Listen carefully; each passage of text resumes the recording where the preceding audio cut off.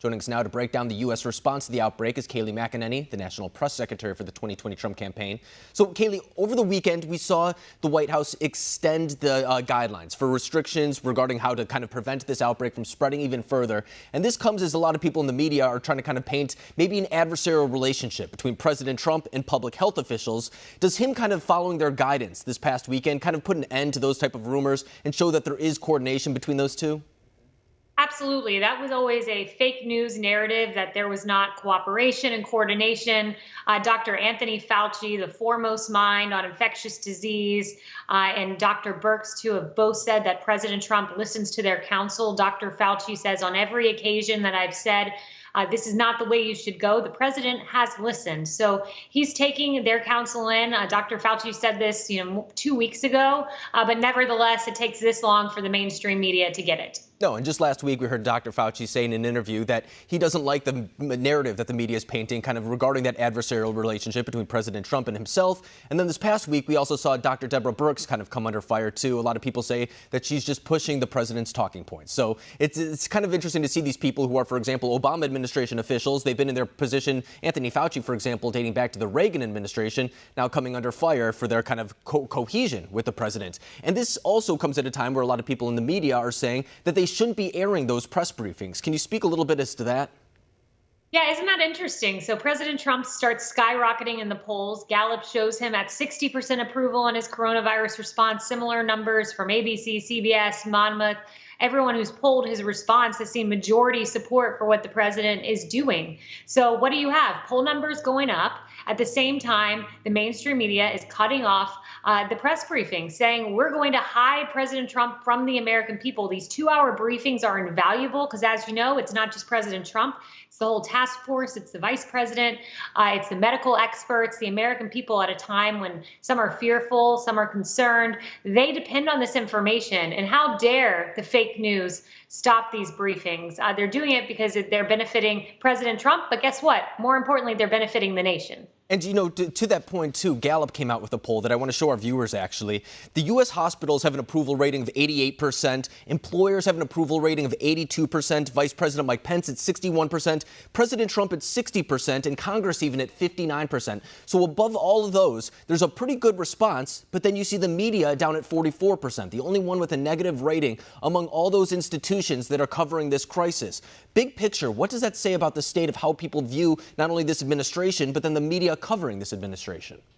What it says is the American people are smart. The American people get it. The American people cannot be easily manipulated by the fake news, by CNN, MSNBC, and others. They think for themselves. They recognize truth. They recognize leadership, and they're seeing that in President Trump. It's why he has a 60% approval rating and why the media, the only institution you listed that had a negative approval rating, was in fact the media, because the American people are rejecting this. They aren't pawns in the game of these big time CEOs and executives at CNN and elsewhere. They think for themselves, and they support President Trump. And it comes back to a lot of things that are just provably, demonstrably false. For example, last week, Rachel Maddow had a clip saying that the idea of the comfort, the shipping in New York this week was an implausible concept, something that would never happen. This morning, we see the ship dock in New York City. So, I mean, it's things that the American viewer can see in front of their eyes, but it's kind of put to the side because people want to politicize this issue. But this is going to be an issue that I think we're going to see a lot of between now and November. So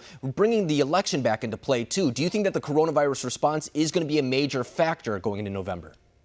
I absolutely do. Look, people were always going to vote on President Trump because of the soaring economy, because they saw him take us from the slowest economic recovery since World War II under Joe Biden and turn this into a booming, robust engine. Who could they trust more to navigate us out of the coronavirus into peacetime economic prosperity again? President Trump, the guy who did it the first time. Not only that, America is at war right now, as the president has said. We have a commander in chief who's leading, who we can have confidence in, who gives us the security we need. So I have simply no doubt when you look at this unprecedented response, the China travel restrictions, which Joe Biden called xenophobic and the president put in place and are hailed by Dr. Fauci as abating the crisis, the mandatory quarantines, the unprecedented effort with our supply chain, bringing in the private sector. This is a man with answers, and the guy on the other side of the aisle, Joe Biden, is clueless. I'm not sure he even understands what's going on. And if he does understand what's going on, those pressers from his basement are rather pathetic and show that he's inept. and unable to lead. No, and they're even not getting that many viewers. I believe his last live stream was something like 8,000 people, which is not a lot for a presidential candidate. But his record, even going further back, is problematic. I mean, we could talk about coming out of the 2008 recession, the anemic growth coming out of that. But you could go back to his support of things such as NAFTA. I mean, going back to 1993 and seeing the U.S. productivity just kind of take off since then. And even now, he will change his stance on that. But it's a problem for Joe Biden that he's been behind the curve on a lot of these big issues. He's always playing from behind. But really quick, before I let you go, too, a lot of states are starting to take different approaches. New York is starting to take a different approach than compared to someone like Ron DeSantis down in Florida. Do you think that this is how the topics should be addressed, not from a federal type of nationwide type of perspective, but more so by state by state? Look, I think the states understand and know best the people that reside within, and they're well equipped to lead in the capacity they see fit. That, after all, is federalism. That being said, it's interesting to watch Andrew Cuomo and Gavin Newsom and these Democrat governors really turning to President Trump and saying, hey, we need your help. Our stockpile in New York is empty. We need your help. And President Trump sending thousands of ventilators to New York.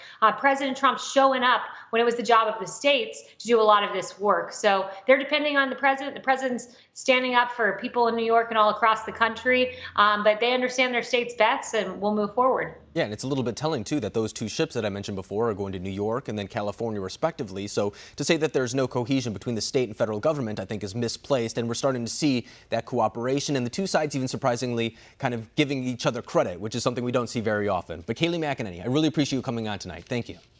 Thank you.